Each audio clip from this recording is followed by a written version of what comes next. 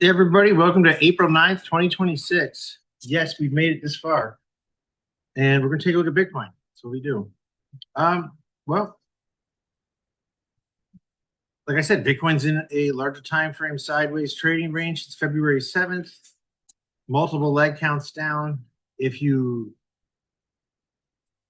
try to figure out exactly which direction this bounce, we know that we're in a balance right now. It's going to resolve one way or the other. If you're being patient right now because you believe you're in a larger time frame bear trend, it's very emotionally difficult because it has hit about the halfway point. But we know that in other times when it's hit the halfway point, such as here, we had a little bit more time.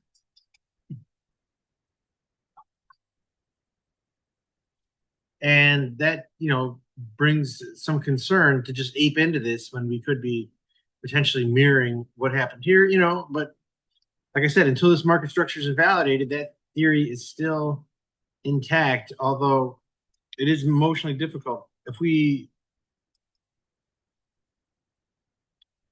pick a box around this, get an idea of the percent of the range, and then you can also get an idea of the time factor. So it's not, the idea of a mature balance increases the probabilities of a trend. That is true because you can't be in a sideways trading range forever. On this time frame, this is just a sideways trading range, and then we get a balance breakdown. You can see the trend started here. Now it looked like maybe perhaps this was going to, at this moment in time, right, that it was going to mirror it. It was, if I clone this, we're still a little off. I mean, like I said, everything it echoes. It doesn't have to run. It doesn't have to, be exact, you know, uh, or even follow that probability at all. It's just this is how it's behaved in the past. That once there's a death cross, this death cross needs to widen and go a little bit further along on this time frame because this hasn't had no false signals. If we go at the weekly,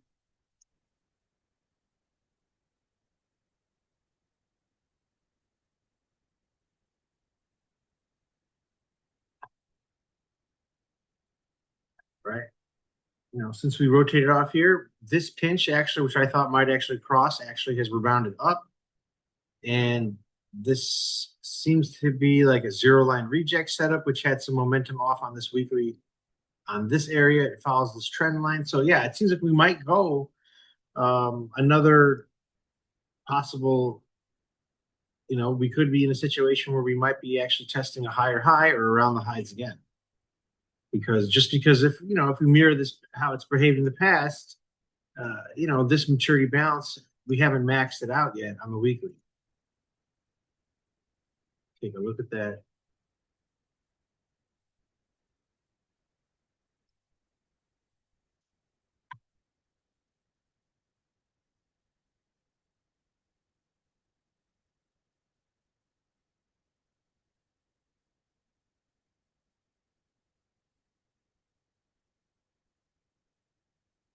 I guess I didn't save it. I'll just do it again.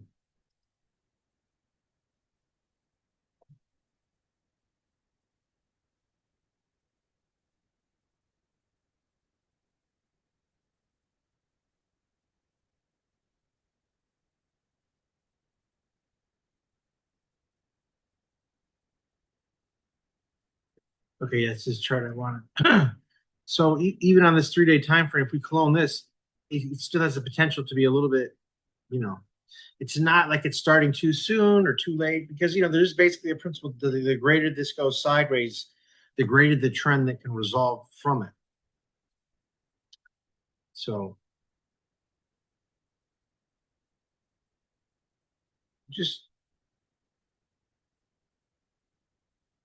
this has a little bit more oomph on it than the last time because the CCI here and the turbo couldn't separate. They got stuck at the zero line. This time they're going with the trend up. And then, of course, once it gets around the 200, it could potentially be a hook from extremes and then it could get exhausted.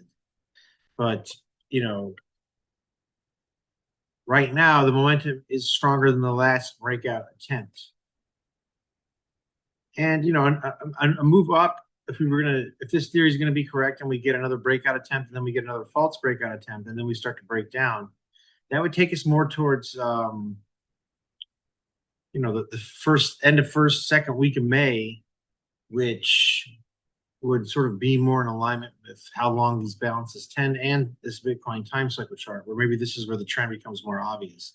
If it is indeed a downtrend, which I think the odds are, despite the intraday strength. If we just look at the day time frame, we'll go down the time frame. On this time frame, we still haven't broke the last 2 days high, and this is a pretty strong hook from extremes where the last time we got there was potential problems, at least initially around here. Here we couldn't really get there. But like I said, the momentum couldn't separate there. Here it did separate, but on this time frame, it is potentially close to this 200. Not an overshoot like this. You could see like a lot of the times when there was a breakout the next day, when there was a sideways to down day, even not even 20%, usually it reversed it.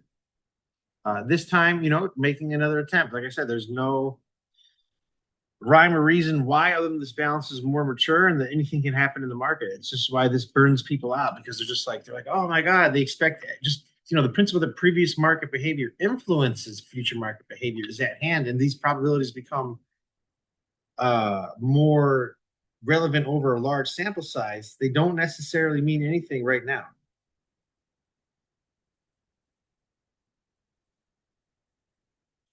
Meaning anything can happen on any given trade, even with a high quality setup in your system, because that's just the idea of, like I said, this system is a frequency based system where the law of large numbers has to take its place.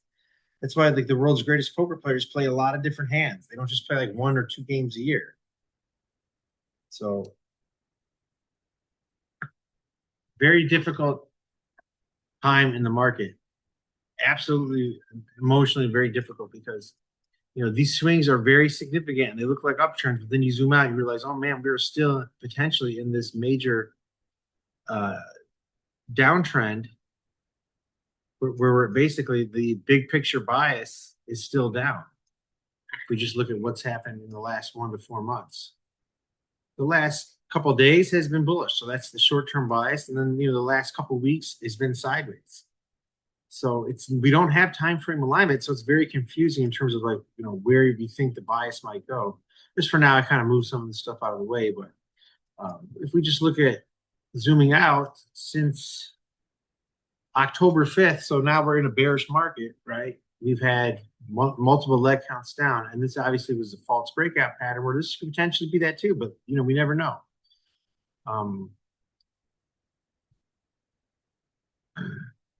The difference is when these started to break out, they weren't false breakouts because we were still in an uptrend. So when the short term was down, right, and the big picture was up, you would say, okay, this is a potential place where the big picture bias could overpower the short term, since the intermediate term is neutral, and then we can get a resumption of the uptrend. Once we broke, with multiple leg counts up, the 200 moving average, or if you just draw a trend line here, you can visualize it. Like basically, the big picture bias now is done. Right? We're no longer in a bull market. If we're in a bull market, we can use these previous strong support areas. Basically, you want to try to go long on almost every strong pullback when you have time frame alignment. See how when you break here, you have time frame alignment on the intermediate short term. You want to go long, just long until you start to see signs of a neutral, market. So these are the hardest to trade. In hindsight, you say, oh, it's neutral, but sometimes they don't line up. They never feel right in the body. It's nice to know you're in a certain larger time frame confirmed bias rather than this neutral larger time frame bias. Because we have a neutral larger time frame bias because the short, the intermediate term, and the big picture are not in alignment. We have a big picture that's bearish. We have short term that's bullish, and we have an intermediate term that's neutral. So so that's when basically what happens is then the shorter time frame context can sometimes take precedent, because since it's neutral, it's not pushing you one way or another. You have to have really good other things because you're not leaning one way or the other. So it's very difficult. So the trade location becomes more important. Who's in control of the day would become important. Ooh.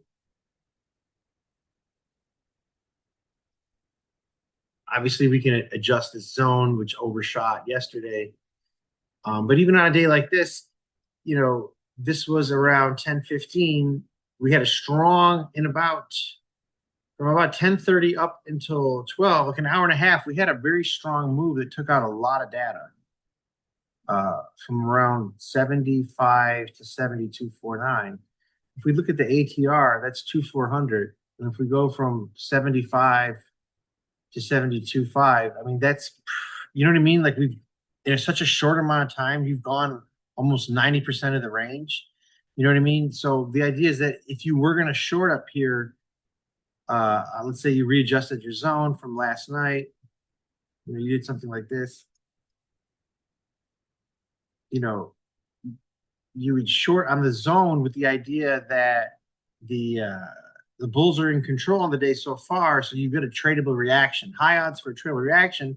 I can't tell you if the odds are now is that it's going to reverse and will break the VWAP intraday, because what happens in a lot of these coins is like who's ever in control on the like that's who's just going to be in control that day. And if you missed it, just if you do take these other time frames, just understand that you're only getting in and out quick, because if you did short here on trade location, it's not that it's incorrect. It's just that you would have to sit through a serious amount of time, because this will probably resolve, if it not intraday, because this is building a balance, maybe into, because we're ending the market soon. So the volume's waning off, maybe into next, after the daily call, into next day, early in the morning or something like that. So you have to sit through all that if you decided to get aggressive now. But why would you get aggressive? I mean, obviously, there's multiple levels here. We know that, it's been two-sided and it has moved a significant amount down. So there is these value buyers that are coming in when it got about 50%, right? But they're just not possibly factoring in the time. And, just to give an idea, last bull run, it did go from around 68, let's just call it 70 to 15. So they definitely went down more than 50%. They all kind of have. If you just want to, I'm not saying these aren't good spots if you DCA'd here, if you like that, but you'd have to wait up, if you wait and how these things play out. Now we looked at the death cross pattern. I mean, that's just one idea. We can actually look at an indicator now to possibly help us. But I am in my mind, there's going to be a level that if it breaks, then the thesis is wrong, and you just have to be okay with being wrong. You just don't want to do something where you get so excited where all of a sudden it breaks, and you're ignoring the let's just say the false breakout potential. If there's a bearish divergence, you start to see selling signs, the volume gets weaker, stuff like that. There's a couple selling tails, candlestick patterns bearish.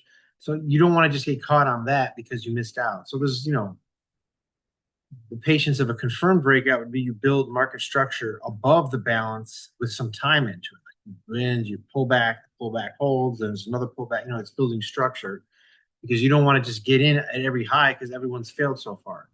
We're going to go on this educational one real quick. Just save this one, mute it. This Gaussian channel helps streamline bull and bear markets. And you just see how it's just behaved in the past.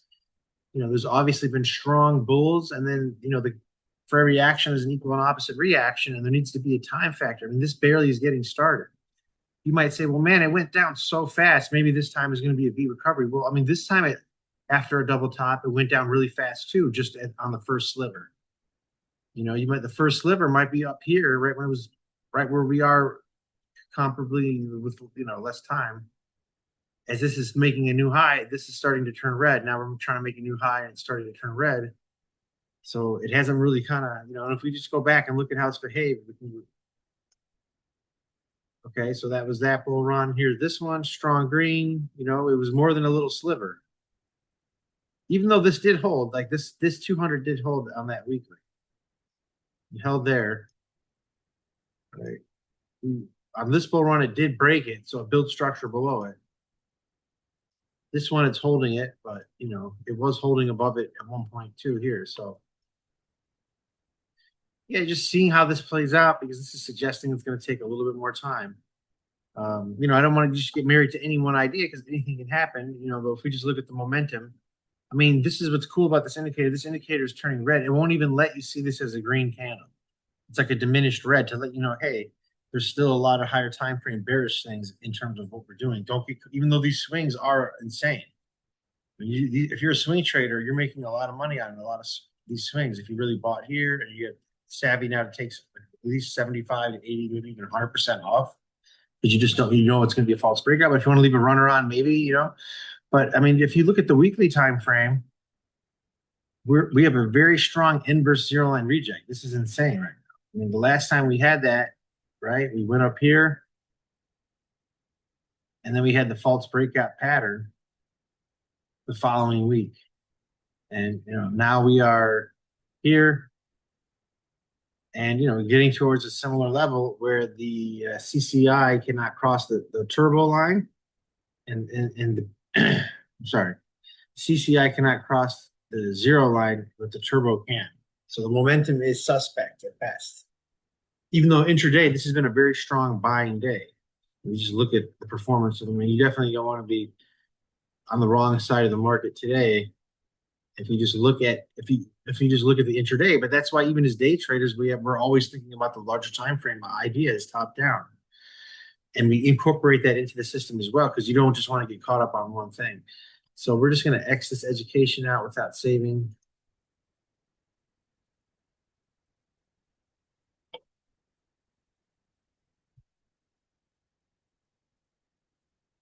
You know, so while yesterday, you know, this was at the back of the zone. This was also kind of at the start of the day where it's more, you know, it's like if you are, you can imagine, right? But the start of this day was near this double bottom, which almost got my runner out. And I was thinking, well, I guess I could go long here, but I was like, yeah, I'll just be patient today.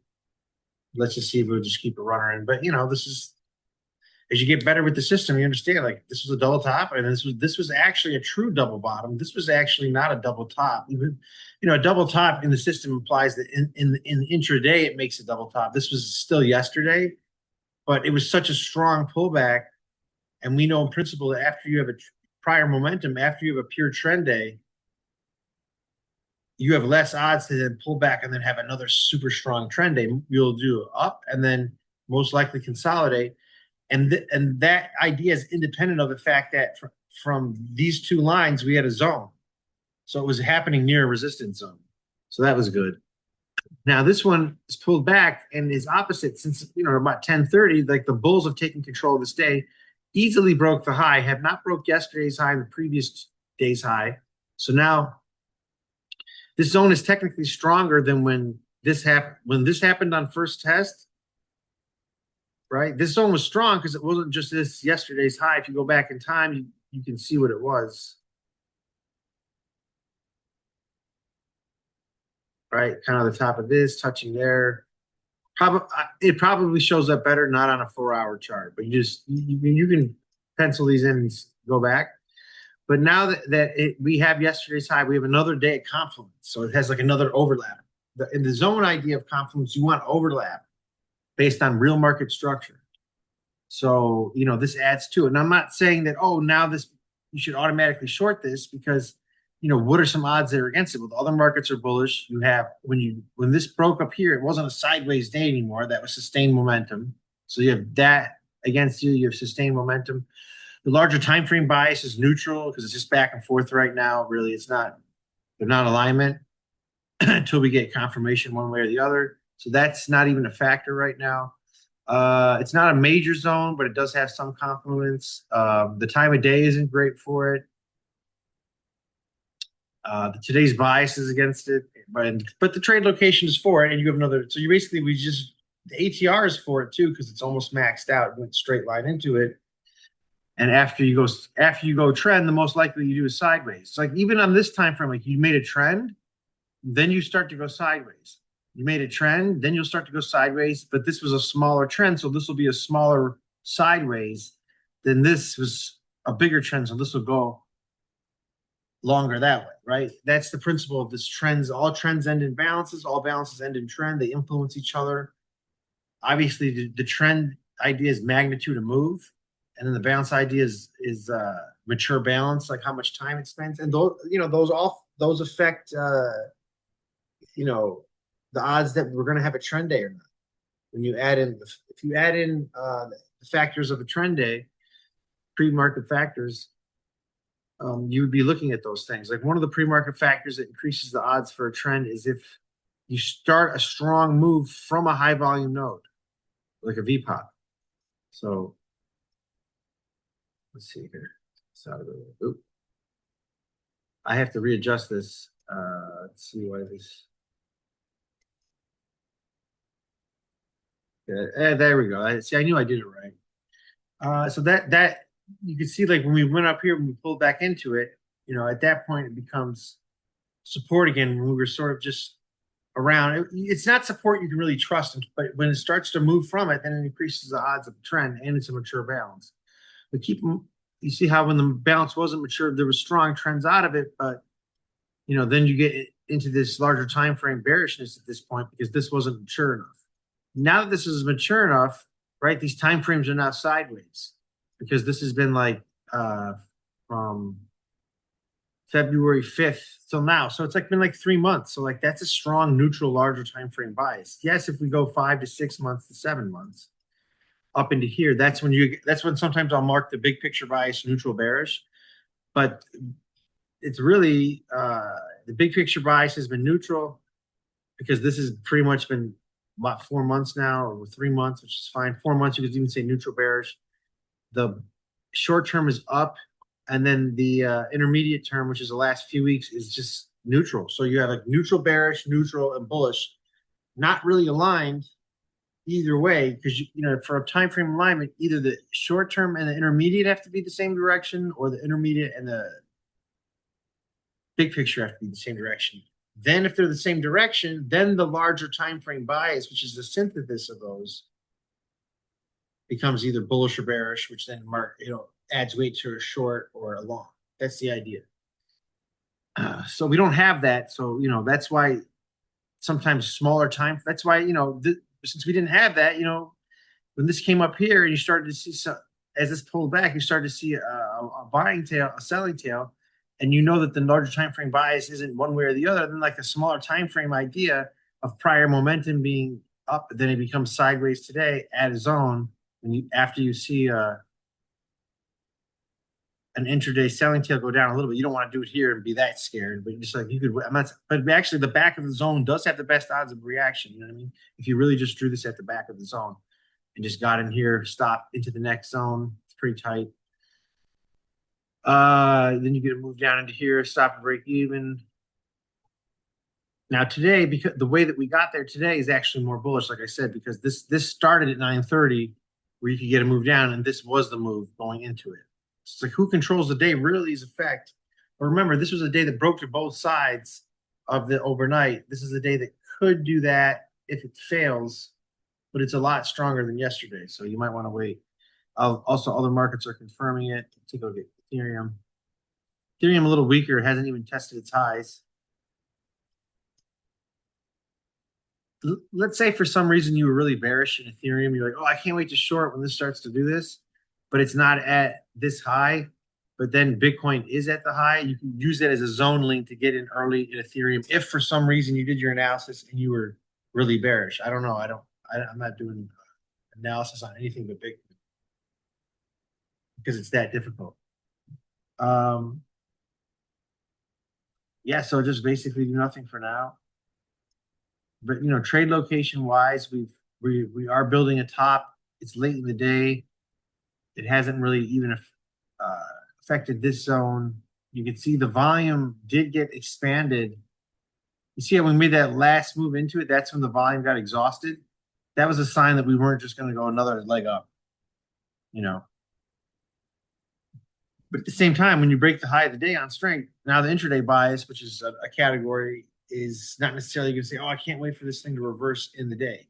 That's why this didn't, even though this was the big move, that's who was in control of the day. It's not that you didn't get a reaction.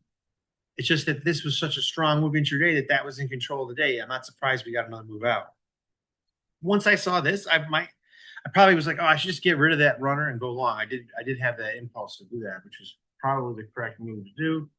But it's what it is. Can't get them all. So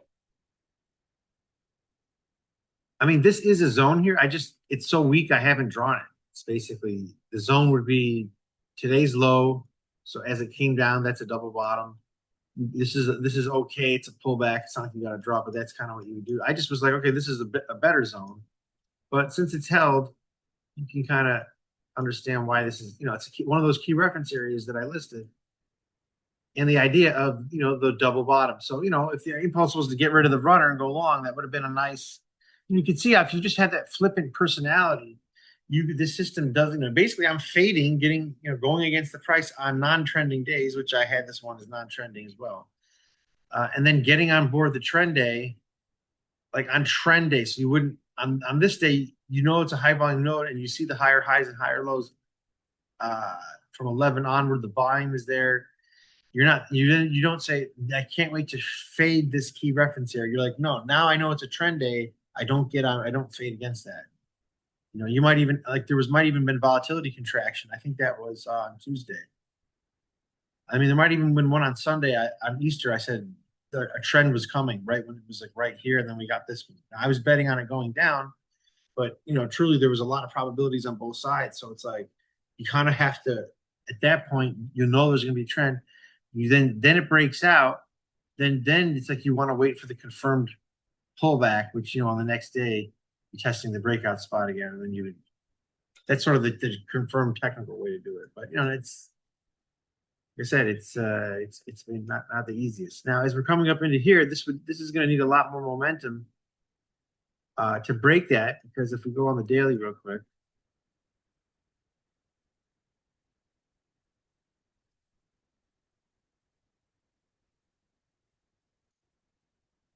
potentially hitting that larger time frame bias. There's a hook from extremes. It's 97%, which is at this moment in time 3% below average. So not for a trend, you want it to be correlated with high volume and high relative volume. You want it to be like 150, 130 at least. And at the same time, the way that we got there today, even though we might break these highs, I don't know, but I'm just saying, like, the way we got there today isn't bullish. I mean, it is bullish in a sense of today's bias category, but I'm saying when you go straight line up really quickly and you max out the ATR in a resistance zone and then you start to balance, that's not indicative of a day like today. You see how this had a different feel to it? You already knew there was a trend day possibility the previous day, which we called, then it went sideways, so it rested. Then you start to see the volume correlate with these larger green candles, higher highs, higher lows, shallow pullbacks. See that? It's not, you're not like, oh my God, I got to short that. You're like, no, it just broke this. It's definitely going to have good odds to go to the next zone. When you break a zone with conviction, it has good odds to go to the next zone. See? Now that I'm not saying you to short that, but that if you were going to go against the trend, you'd probably want to do it towards the beginning of the next day when the trend day's over. You don't want to go against the trend here because the trend day, 90% of the time, it ends in the last hour of the day. So it ended in the last hour of the day. Now, if you did short that, you're not saying I'm going to hold this all the way. You wouldn't bet on a down day. You bet on a sideways day where it's like you would be basically taking profits right here, a lot of profits. Right? And here I went short because, it was at the back of the zone, whatever. There's a little bit of a tail pullback. Then you can get in right around here. It had confluence with this zone already, and then this confirmed it. So I said, okay, it's at 9:30. If I see any sign of weakness, I'm betting on a sideways day because the prior momentum is up. So today's going to be neutral, sideways. So I'm going to be shorting that because that's what the day I imagined in my head at that moment in time, right? Pull back to here, could rest. You know what I mean? Could keep going now. Has greater odds to maybe expand the range rather than just go sideways. I'm talking about into the next day now because we have but it closed low. But I mean, it's not getting engulfed this day by any means. So this is the situation. I think it's going to be two-sided. I think it has lower odds to break this today, especially if this was the start of the morning, yeah, it would have greater odds. But this is sort of towards the end of the day. On average volume of bets right now, we have maybe 2 hours left in the market. I mean, it could break up. I don't know. Just look from extremes. You already see signs of topping already in the day. This is the max ATR practically from 72.5 to 70. It would be 70, it would be right around here. So not, it hasn't even gone the max ATR, but it went close to it and went really straight line into it. So like I said, the volume's been kind of been down. Um, not the easiest state, not the easiest market to be waiting patiently for a reload. Um, but you know, it is what it is. Just take a little look around here.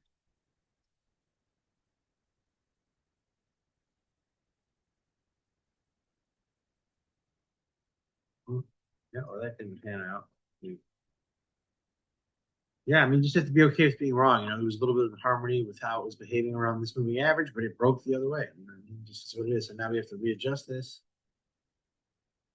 and thinking maybe this could break out higher with a new trend line possibility up into like maybe high 70s. Um, you know, it has to be close enough because it did not break down, it broke up. So now it's could have a dog leash pull here and start to bounce in between the two. Um, but you can see if when I've cloned this mature balance, you know, you could see by that moment in time, it was already starting to kind of turn on itself. So you could see it with this amount of time. So you could see this is late actually because this started to turn. If you want to just see when this thing actually was starting to break down, this is actually taking a little bit longer to develop, which makes sense because you know multiple leg counts down. So I'm just for now, just so I remain kind of as neutral as possible, I'm gonna just be balanced at this point because it's maturing enough where this is too sideways. It's gonna resolve one way or the other. But it's counterintuitive. I mean, it feels like it wants to break out, but that's why I have a zone here. So technically, we would fade that at 7. It's getting towards, let's just say it was an hour. If you were aggressive, you would fade this even now, and you'd have a stop at, you know, you just add 1,000, which is a little bit more than a percent. That gets you to 73.3. See, if you can get in and your stop is close to the next zone or even better in the zone, you have really good you have better odds to you know at least like let's say you play defense, it gets down to here again or the VWAP, you can take some profits. That's the idea, you know, of why you draw these zones. You know, I'm fading it. You wouldn't want to buy there, right? It's not a trend day. That's not a setup, but that is a sell. I mean, if you were long right now and you bought here, you would be taking profits here because this would be a triple top. So, um, because because of that reason, you could consider that possibly a short setup. Um, with the idea that okay, well now this is an up day. Now we've had 2 days of sideways. It's not a super mature balance, but you know, once a high volume node becomes like 3 days, like you know, now we're the sideways channel might resolve itself. I'm not saying you know, so that's you know just one aspect of what it would be, but a little bit more you would need for a trend. Um,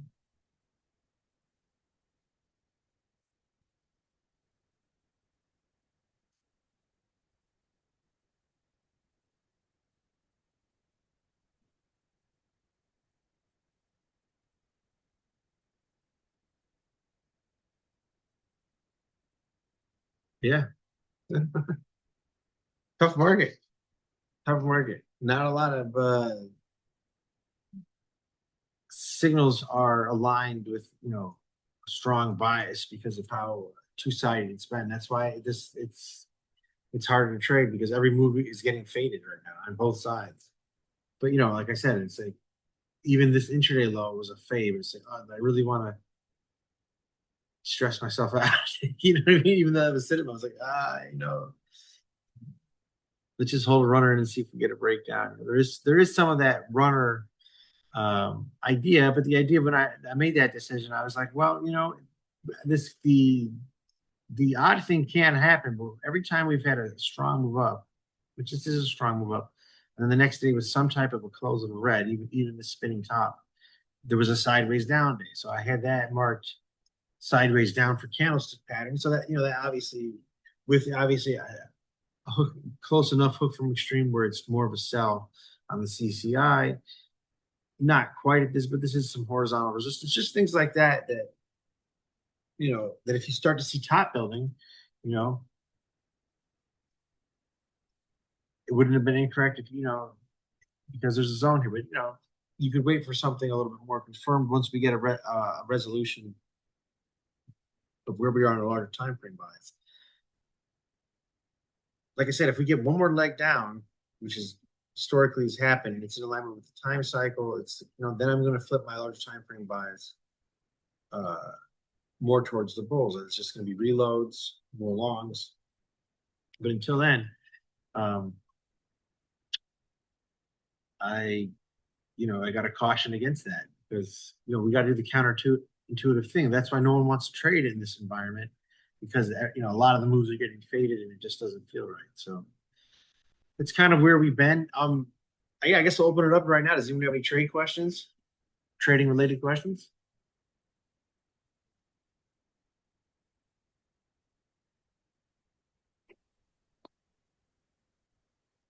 Uh, no, not live.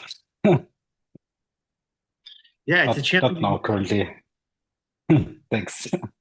Yeah, I mean, just All compare right. to how the ES performs, like just principles that when you break a balance and it gets close to, I think I called this triple top here when it was close to this 100% range principle, it started to hit trend line resistance. And this is a significant, I mean, so the S&P always recovers. I guess if you have that attitude, it is an artificial market. But if you have the skills to see these things, and these are huge swings, but just look how Bitcoin is just infinitely more difficult to trade than that. It's just way different. And then you have altcoins, and it's like, wow, it's really kind of a place where novice investors will get destroyed, and you'll see wild types of patterns. And so, yeah, like I said, this is not the easiest place to learn this skill, but like I said, with Bitcoin and a little bit of a trade plan, it's definitely doable. It's just that with the ES, you might get a little bit more confirmed direction at times. Of course, then you can add the market internals and get a little bit more of an edge. But right now, I'm exclusively just trading this because it's hard enough right now to focus on one market in this environment. So I would definitely keep an eye on how tonight closes. Right? I mean, closing, I said within the candlestick pattern of these last 2 days lows is a confluence zone, so that would be more closing at resistance, which would be a bearish factor for your support resistance category. Of course, if the candlestick pattern engulfs this day, then we have more of a breakout idea on the candlestick pattern, so the engulfing pattern. So that would then make the candlestick pattern bullish, which would kind of neutralize the two. So, we just got to be nimble right now and not over trade in this environment until we get some type of confirmed direction, and then we can trade with the trend and the institutions. Because if you're just even using horizontal support resistance without the trend lines, you're not going to get the best entries because a lot of these are overshooting with the idea of that false breakout pattern and false breakdown pattern that I talk about. So I wouldn't be surprised if we do close a little bit higher here that the bulls can take this at least up into testing high 70s of this yellow trend line, which then we might, if we get a bearish closing, get another false breakout pattern. And then that would, if we get some type of liquidation to the downside, which we haven't, it's been caught up so far. Keep in mind this was caught up so far too, and then it kind of turned quickly. So anything can happen. Like I said, just from how it's behaved in the past, from a time cycle perspective, it's still a bear market, and it would need a strong break of a lot of market structure to confirm that. Almost even if we did get a strong move up here and we started to balance, it need to be like a shoulder, an inverted head and shoulders, right, and then a head, and then we have to build another cup here to get a confirmed reload. An easier reload is if we get the bearish, but I still think even though it doesn't look like that on this time frame from here to here, the bearish idea where we get another leg down, which if we do 100% range principle, you see how if we clone this range, then we break it and we put it around here, it almost gets right. So if we did the same thing here, that would take us to 41. I will give a reload signal if we get a strong couple days down like this. because if this does happen and mirrors this, it will be very quickly the downtrend leg. What could happen next, right, is that I don't mind then getting such a good price sitting through a portfolio chop while also, trading these like on the shorter time frame for the income producing account. But for the portfolio, heck, just the idea that in the past it's always usually done a little bit more of a lower leg. Although if you did buy here, you have great trade location on your portfolio. You're about half off. It's just that if you went all in instead of DCA, you don't have any for this site thesis, which based on how it's behaved in the past is probable. It doesn't have to be in the same wave of time. Okay, hey, you got a question? Let's see if I can unmute you. Yeah, absolutely. Hi. Um, Something on my mind about correlation, like, do you have by any chance in mind what is leading the pack at the moment? Is it the Nasdaq, the S&P, in comparison to Bitcoin? Is it possible to overlay the charts?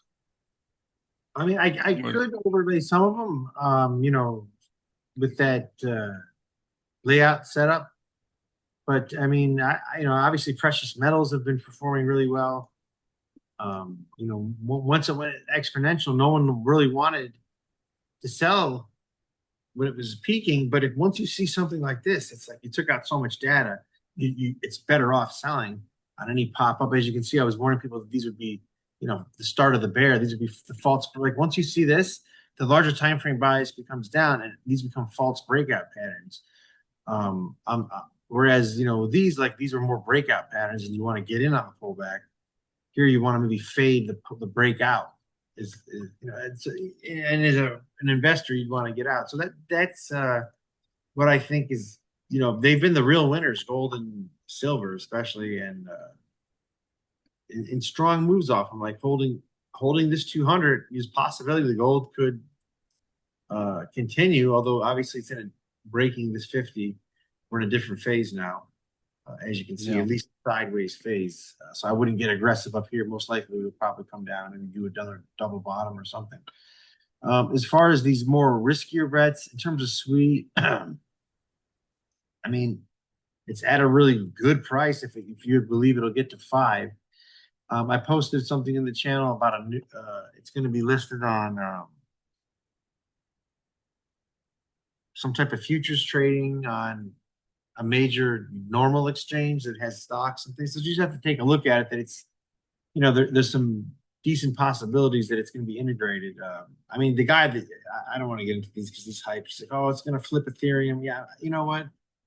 I've heard that before for a lot of different coins. That'll throw you off. So, but yeah, that's the coin that I still have posted some news about because I think that it's got probably the best chance out of all these shit coins to maybe do something. Is Zui not about high frequency trading? Is that correct? Pardon? Sui? So this one is about high frequency trading on the blockchain, isn't it? I think that's the underlying story. If I invest, if I look at this at this level, it looks like just a good long-term investment, speculative bet. Yeah, I mean, you have in terms of just a price level, you have a great level, and it's not I mean, from $5 to here, I mean, it's like you're buying it under $1. That's almost like a 5R, and if you can do that, like I said, it might pan out a little bit more. Like, seems to have to follow Bitcoin. Bitcoin needs to slip out of this phase that it's in now. But if you don't mind waiting, it's not a bad price to get involved at. Same thing with Bitcoin. When anytime it was getting towards these levels, it was tempting. I mean, I was at 66. I was thinking, like, man, it could just bounce around more or even be wrong. And maybe we'll get a stronger up move sooner. But there's been just patterns that I see that can slow you down from thinking like that. Just how it's behaved after once this death cross happens between the 200 and the 50. And you can see the last time that happened, it took a lot more time. And this needed to separate for a while. It wasn't just at the beginning. And the last double top it made in 2022, 21, and then 22. So it just started to separate. And in theory, and there's also this really strong this up move here on the 3 day is, well, it's more of on a weekly chart if I showed you, uh, where the momentum is starting to look like it's going to fail. So I do have a question. Like Yeah. all the different markets in in terms of which bond, what would you, if you only had one thing to choose right now, what would you trade? Well, I mean, that would depend on, is it like a small amount of money that you're trying to just get a huge amount on, or is it like a larger amount of money that you could get a smaller return and that would mean a lot? You know what I mean? It would depend on, I have to know that. But if you wanted to get like probably like I'm not a fan of these altcoins anymore, but the ones that would recover, if you ever figure out that one, those are going to probably pump the most. Uh, but I would, Bitcoin's at a close to half off. It's always a sure bet. That's like the safest one. If you have a larger amount you wanted to invest. But, if you can be patient a little bit, I mean, I could be wrong, but you could see on this weekly here, right? We have an inverse zero line reject.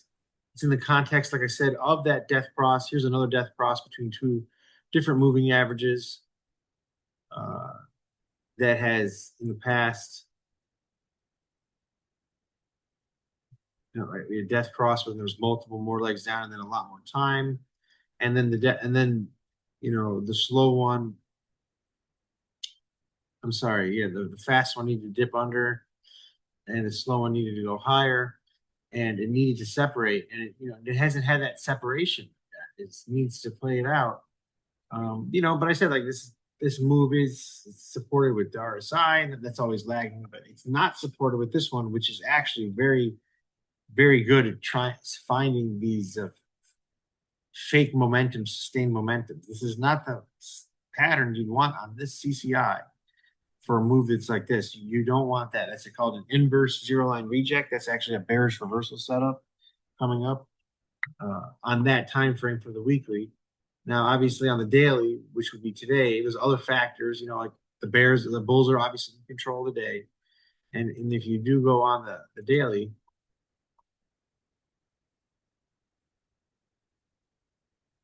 right? It's not the daily.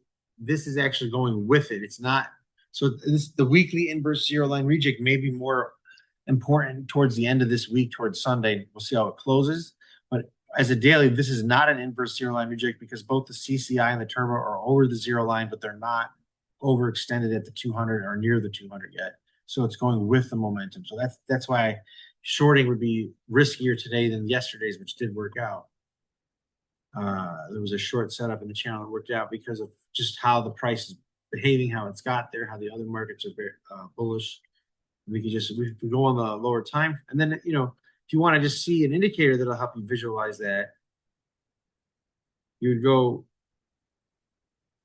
and check out this channel here on the weekly.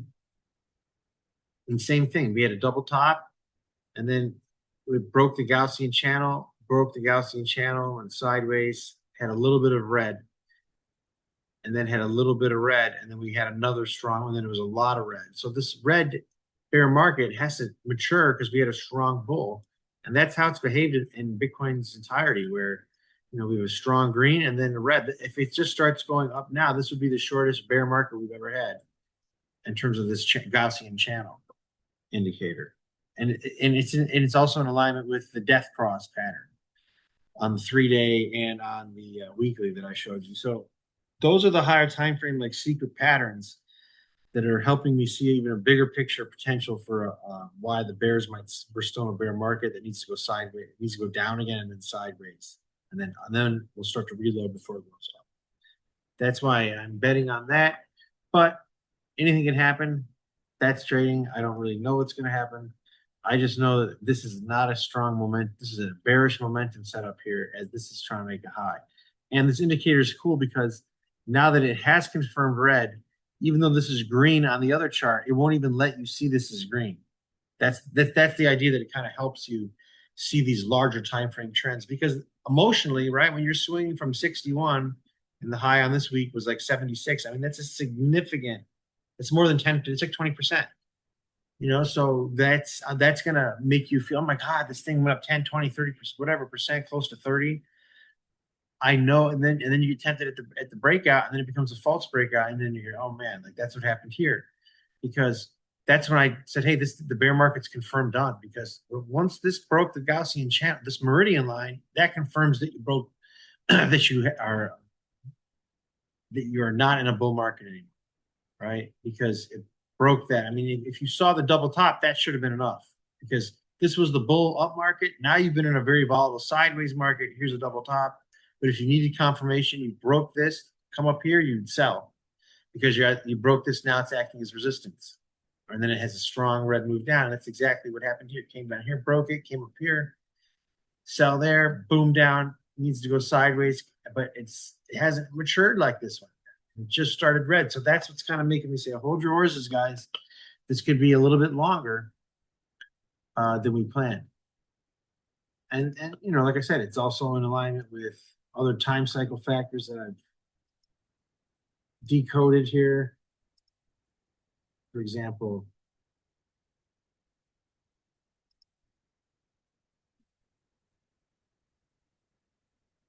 this Bitcoin time cycle, right? That's when this sideways market should be confirming to resolve, right at this point here. In the past, that's worked very well. The last little up move here, and then confirm trend down. Double bottom on this one, up move. Multiple bottom, then we got an up. This one, it was tested. This was sort of coming up here, and it was either going to be a double top or a breakout pattern, not a false one. We broke out, and then you built structure above it. That's a breakout pattern, and it held that. So it's very useful. It's worked very well. So this, if it does resolve itself sooner than this time frame, early May, second week of May, early second week of May, then it would be doing the lower odds idea. The lower odds idea, because that's not how it's behaved in the past. And that's the main principle that we're extracting here is that previous market behavior influences future market behavior, and that all balances will end in a trend. As we are in a balance, this is going to end in either an uptrend or a downtrend, and we'll be monitoring that as we go along. But yeah, it's been emotionally difficult, but it's always good to be nimble in your thinking and then do these daily calls to reassess, so you're not getting caught up on any one idea. So yeah, that would be my 2 cents for the idea. We'll be a little cautious today. If you did short yesterday, your runners probably stopped out. I gotta go check. But yeah. Oh, we got one more question. If you would be so nice to do me a favor and have a quick look at theta. For some reason, I do have a knack for that coin. Theta coin? Exactly.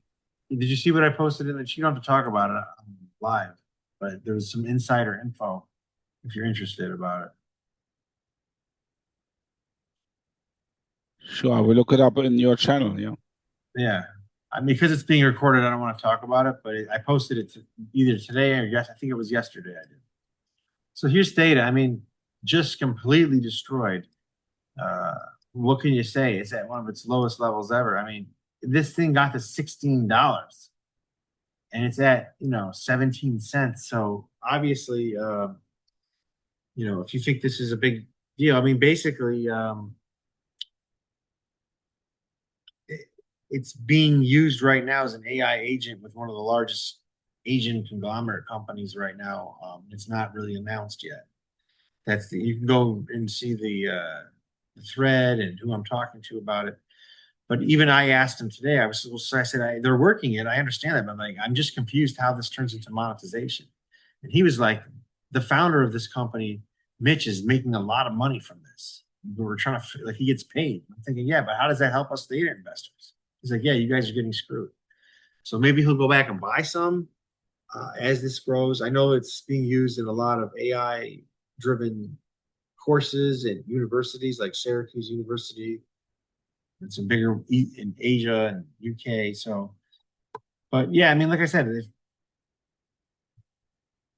In terms of a dollar cost average strategy, buying when there's blood in the streets, that's when you do it. I wouldn't over position size in theta because these projects can go to zero. You know, he could be scamming the whole company the whole time. You never know. That's what some people are alleging. You know? And I'm already in like for LTO, which if a coin gets delisted, it's done. So just I would say if you have a lot, you have a decent position size, more Bitcoin, maybe some Ethereum, and then smaller position size in a few altcoins, like maybe like I said, Sui, maybe Tau. Uh, I mean, Dot got a horrible review from recently. I mean, just awful performance. This was supposed to be a really great crypto last full run, but like very disappointing. So yeah, if I keep looking at alts, I'll start to feel bad about my positions that I'm still holding. But if you look at it from a perspective where you still believe in a project and you have a small amount, it's a reload potential. I'm not giving a signal for it yet because I'm still, for better or for worse, seeing this death cross and other things I just showed you guys. The Gaussian channel, that weekly inverse zero line reject that still potentially could bring in some selling. Although it is harder emotionally and more not to advise taking some type of a position. I'm going to tell you that just as a human being. But anyway, I got some family that came into town, and it was one of the last night here. My sister here, so I'll be wrapping it up. But you guys know where to find me. I'll be posting tomorrow. If there's a probability setup, I'll give it. But at the same time, there's also this idea of a give back Friday, which could be a little bit more tricky. But we're actually taking way more short setups recently, so that it's not a problem. But the idea is that Fridays can be tricky, so be cautious. So, all right, guys. Thanks for coming out, and I'll see you guys on.